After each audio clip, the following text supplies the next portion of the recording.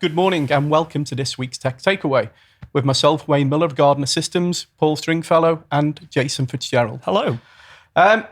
What's hot in the news this week, Paul? One of the things that's really caught our attention recently has been the MOVEit file transfer breach. To give a very quick brief on that, probably most viewers have seen something about that in the news. In the UK, we've had very well-known names hit by this: British Airways, the BBC. Yeah. They've been hit, Boots, and the reason it caught my attention particularly, and I wrote a blog post for an organisation we do some work with, and I can drop the link in the show notes, was that this attack was kind of an example of a bunch of cybersecurity trends coming together to form a real effective attack. So how the attack worked was those organisations I mentioned use a payroll system service that they get from somebody. Part of that service uses the MOVEit file transfer application. There was a vulnerability in that. We haven't got time to go into all the technical details here, and there's way smarter people than me to talk you through that. But basically, there was a vulnerability within that. That vulnerability was utilised to steal data from those organisations. At the time we're recording this, those organisations had been contacted.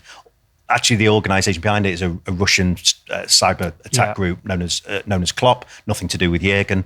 And that organisation had actually, because it was too much work for them, a bit like our introduction today, because it was too much work for them to go and contact all of the companies that had been breached.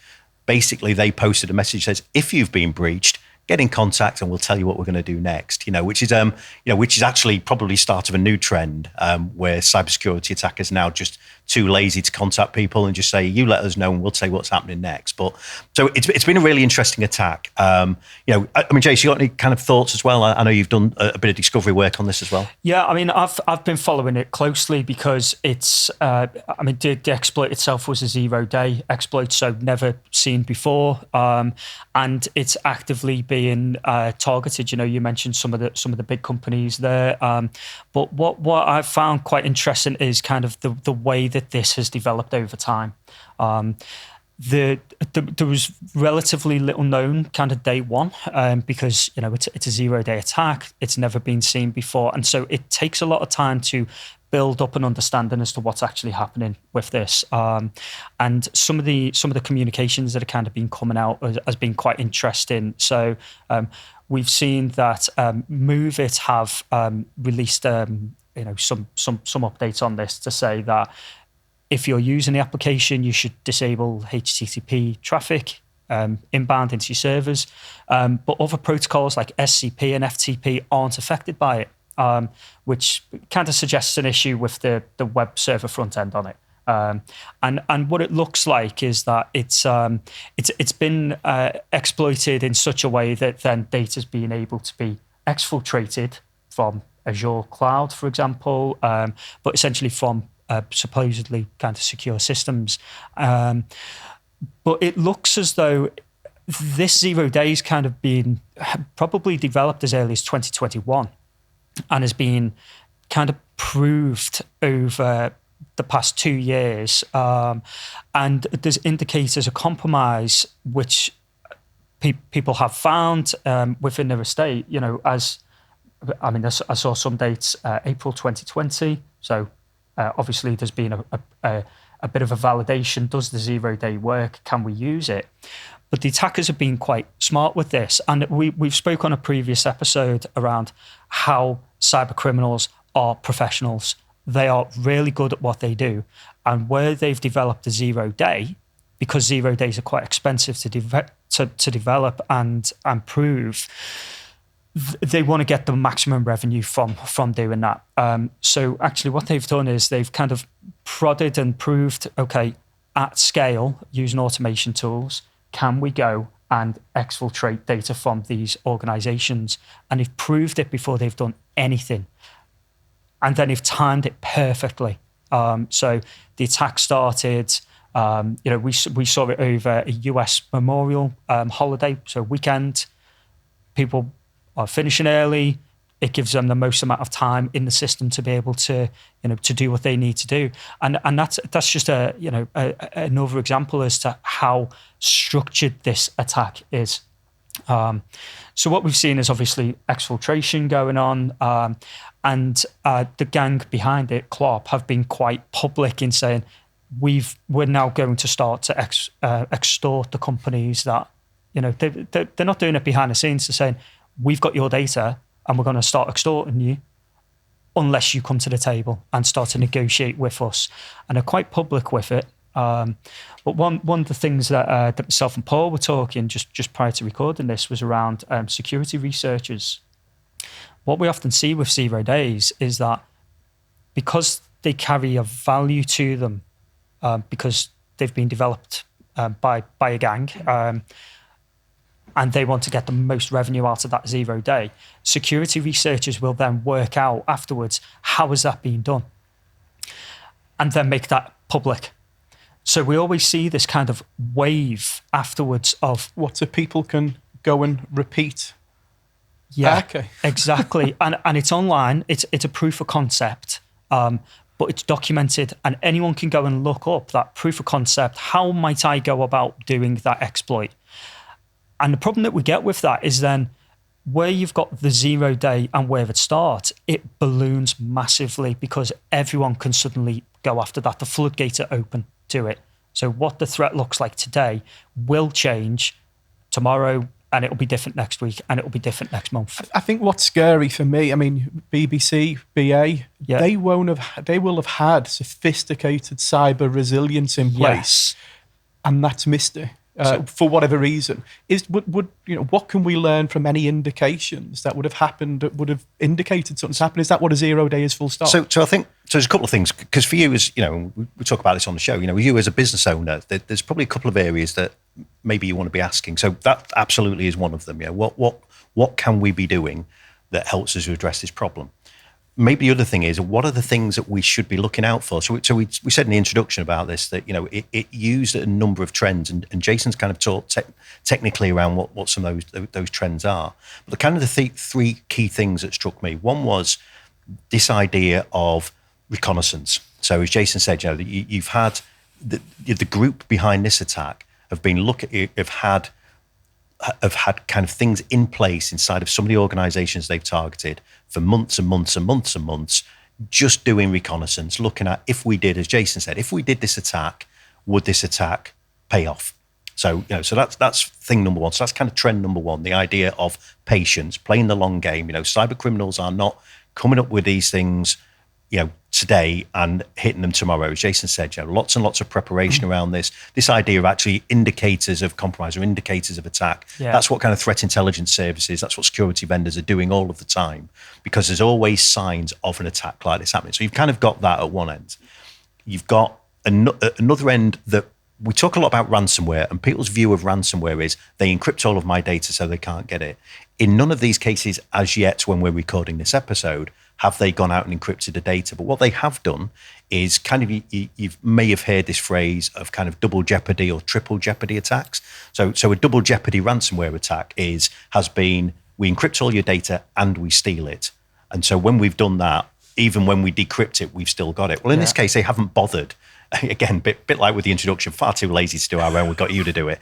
And what they've done is way too much like hard work to encrypt all that data. So we've just stolen it, and now we're holding it ransom. We've taken your children, and now we're holding them ransom. And if you want your children back, you're going to need to pay for it. So have they not got access to that data anymore? Is that what you're saying? No. So the companies have still got the data. Right, okay. But the guys who have taken it have also got it. Okay. And part of the negotiation will be, well, we'll just release all this data. Wow. But the third trend, sorry, James, but the third trend that I think is really important, something that's a huge concern for businesses going forward, is that this was another example of a supply chain attack. None of the companies that we talked about when we talked about BA, we talked about Boots, the folk in the US who've been targeted and globally, none of those companies were targeted specifically. The company who did in Boots and BA's and a BBC's case in the UK offered a payroll service. Part of that payroll service used MOVEit file transfer. It was that was targeted. So within In fact, it wasn't even the payroll company that was targeted. It was an application they used. So that supply chain attack is a huge, security vendors are trying to do something about that by looking at who is it you deal with, what's their reputation. But actually from a business owner's point of view, understanding who your partners are and what is it that they're doing to secure their infrastructure, particularly when they've got access to your data, is a huge issue for organisations, and it's core in a number of the big attacks we've seen over the last year. Yeah, I just wanted to just mention something on the extortion piece, because we're seeing that become more of a trend now. If we look like 2 years ago, it was ransomware. We're going to encrypt everything and we're going to cripple the business. But since kind of GDPR came in, we're seeing more and more this extortion approach. So the extortion approach is, we've got your data. Here's proof that we've got your data. Here's a screenshot of some of your files, or here's some content from some of your files.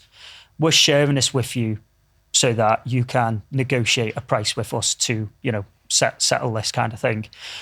And the gangs know, the threat actors know that this could be GDPR fines. So if the company says, no, we're not willing to engage, okay, that's fine. We're going to leak your data online, knowing that under GDPR, the ICO will have something to say about that, and it could be fines associated with it. And if the companies don't know what data has been exfiltrated, so if we talk about like a business to consumer, so BA, for example, if that is names and addresses and credit card information, that falls square in line with GDPR. That is a data breach. It's a lot of work to contact customers, and so that's what these gangs play upon, to say it's cheaper for you to pay us than to pay the fine that might be associated with this to the ICO kind of thing.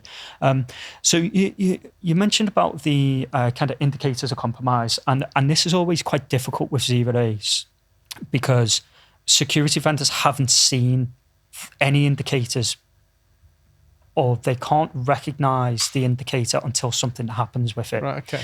So when we're talking about indicators of compromise, we're talking about files randomly appearing on your server. Your server's starting to do things slightly outside of the norm, maybe contacting IP addresses that they didn't contact before. But if we don't know what those files are doing or what those IP addresses are, we can't align that to, this is a threat actor and therefore that's an issue. And so it's quite important that the kind of time to react from the security vendor perspective. If we look at kind of managed detection and response services, the reasons why they can react so quickly is because there's a whole host of telemetry data coming in from thousands and thousands of customers that can indicate what is normal and what's not normal. And it's only after that kind of 0 day happens that information starts to flood in, and the vendor can then start to say, this is an indicator, and therefore we can now rule out whether you're impacted or whether you're not impacted by this. And it's that time to react. I think a lot of times when attacks like this happen, the question is, am I affected? And the longer it takes to answer that question, the greater the risk to the business. Whereas if you know relatively quickly, I'm impacted, you can start to take steps to protect yourself and probably start to close down some of the doors with allowing them in. It's interesting, isn't it? Because the question I was going to ask you just answered was, how quick would the vendors respond? Yeah. So if you had an XDR product, you've got to respond because you're responsible for the indications that are coming through. Yeah. But if you're working with an MDR provider, I don't know, Sophos, partner that we're currently working with, they would have resources of, I don't know how many MDR customers to go across the globe, but they would have indicators that would start to indicate that there's a new threat. And with XDR platforms, and MDR is typically based on an XDR platform, there's a whole data lake that goes behind it. So essentially, your systems are reporting into this data lake. So there's information captured about systems, new files created on your servers, for example, what IPs they're communicating with. And it's important that all of that information is captured. If all that we're looking at is the endpoint, we might lose information about IP addresses that are coming through the firewall. So it's important. We've spoken about visibility in the network before and monitoring. The more visible components are within your network, the better the picture of what's going on in your network. So that includes endpoints, what they're doing, what are your firewalls doing, what are your other network appliances doing in the network, what's happening in your cloud infrastructures.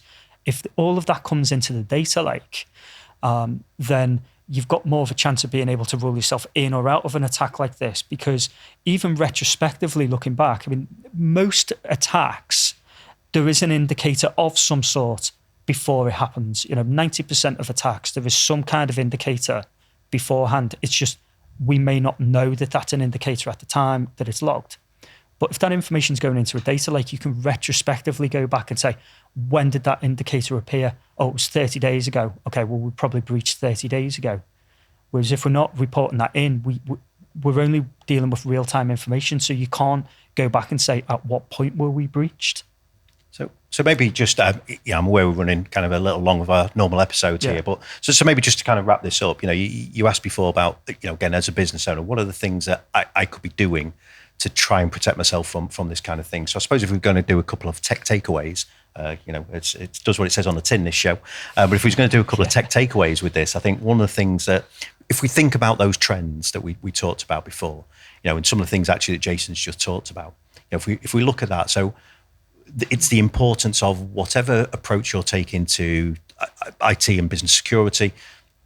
Think about the use of predictive analytics in this. These things don't just happen. There's normally signs of potential breach, whether that's external, so security analysts looking at things external to an organization and saying, actually, we're seeing some things here that are signs of potential breach coming, and we can let our customers know of that. But also you've got the thing that says, Jason was just saying there, he's absolutely right.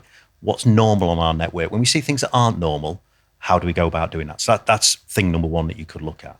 Then look at how do you realistically deploy that. You talked about things like detection and response solutions, managed detection and response. If you don't have kind of resources in-house, there's loads of value in that because they're doing all of those things for you and they're doing them 24/7. So think about how do we look for these things and how do we mitigate them quickly? You talked about speed, absolutely of the essence with this kind of stuff.